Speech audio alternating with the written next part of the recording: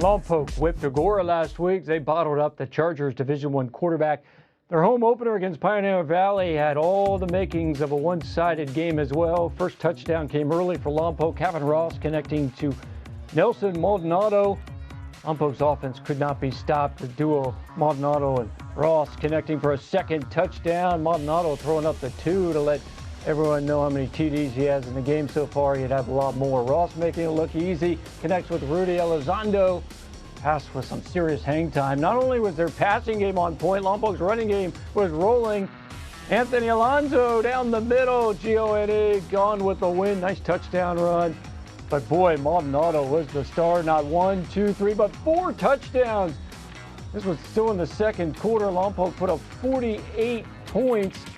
PV had no answers. Monte Ortiz puts a stiff arm on the CB and, well, stays in bounds, takes it to the house. That made it 48-0. Ross 6 touchdown passes in the first half. Final score 54-7. Braves have their rivalry game next week against neighbor Cabrillo. Speaking of Cabrillo, the Conquistadors ended that nasty 37-game losing streak last week with a blowout win against Nordhoff.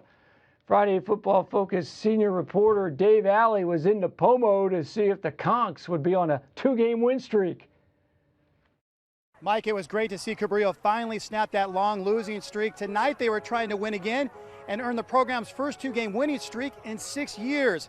As for Nipomo, a tough way to start their new season, a 35-0 loss last Friday to San Luis Obispo. Tonight they were hoping to avoid another loss and the team's first 0-2 start since 2017. Titans riding a 6-game winning streak over Cabrillo. Last time Conks beat Nipomo 10 years ago. Opening possession, Titans march right down the field. Ian Ackerman, big run, looks like 6, but Blake Gregory makes the touchdown saving stop. 2 plays later inside the 5, bad exchange by the Titans on the handoff. Ball pops loose the other way, and it's Cabrillo's Carson Heath, Johnny on the spot, and heading the other way. Clear sailing all the way into the end zone. Stunning turn of events, and the big turnover had Cabrillo up 7-0. Titans defense strong tonight. Israel Arevalo and Gabe Evans taking down Gage Mathis on the sack. Conks with very little offense, but they didn't need it because Nipomo kept making mistakes. Second quarter on a punt. Ball gets through the hands. It's loose again. This time it's Robert Rojas going in with the scoop and score. Just like that, 2 turnovers, 2 touchdowns. Stephen Field and the Titans down 13-0 at the half.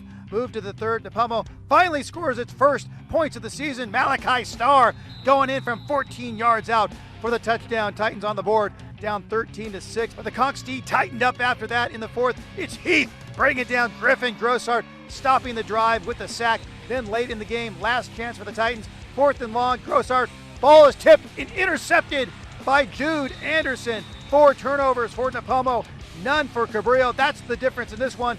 Cabrillo wins and wins again, beating Nipomo 13-6. So congratulations to Cabrillo, another win, and the Conks are now 2-0 for the first time in 8 years to make it 3-0.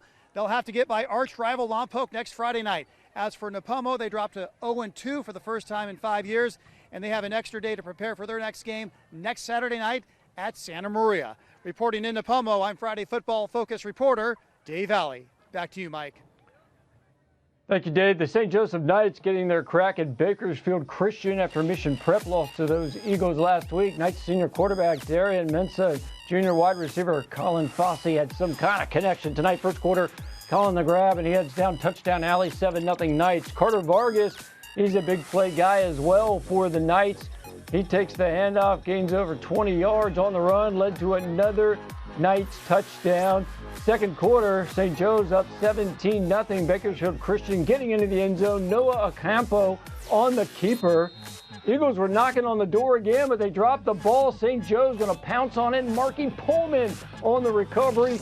St. Joe's starting to pull away 17-7 and adding to it. Mensah to Fossey, touchdown Knights. Those two hooked up 4 times in the first half alone as the Knights led 31-7 at the break, and St. Joe's rolls to victory 38-7. They have a bye next week, then they're at Newbury Park.